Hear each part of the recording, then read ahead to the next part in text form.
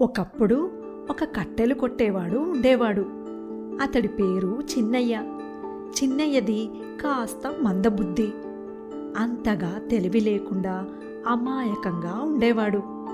ఒకసారి కట్టెలు కొట్టడానికి అడవికి వెళ్ళిన చిన్నయ్య ఒక మంచి చెట్టు చూసుకొని ఆ చెట్టెక్కి కొమ్మ నరుకుతూ ఉంటాడు. బుర్ర తక్కువ చిన్నయ్య తాను కూర్చున్న కొమ్మనే నరుకుతూ ఉంటాడు.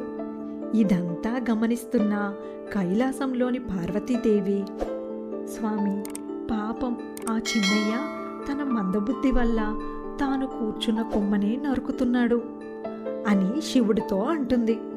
అప్పుడు శివుడు, నిజమే దేవి, ఆ కొమ్మ నరికితే తాను పడిపోతానన్న విషయం కూడా తెలియని అమాయకుడు అని అంటాడు శివుడు. పాపం స్వామి, అతడిని అలా చూస్తుంటే జాలి కలుగుతోంది, అతడిని కాపాడుదామా అని అంటుంది పార్వతీదేవి. అప్పుడు శివుడు, అలాగే దేవి, నీ కోరికను ఎందుకు కాదనడం? నీవు కాపాడతావా, నన్ను కాపాడమంటావా అని అడుగుతాడు శివుడు. ఒక్క నిమిషం ఆలోచించిన పార్వతీదేవి, ఒక పని చేద్దాం నాదా, చిన్నయ్య పడిపోతూ అమ్మా అని అరిస్తే నేను కాపాడుతాను, అయ్యా అని అరిస్తే మీరు కాపాడండి అని అంటుంది పార్వతీదేవి. పార్వతీదేవి చెప్పిన దానికి శివుడు ఒప్పుకుంటాడు. చిన్నయ్య పడిపోతూ ఏమని అరుస్తాడా అని శివపార్వతులు ఇద్దరూ చూస్తూ ఉంటారు.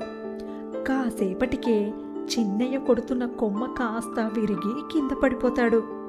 కానీ చిన్నయ్య పడిపోతూ అమ్మా అని అరవడు, అయ్యా అని అరవడు, చచ్చాన్ రోయ్ అని అరుస్తూ పడిపోతాడు.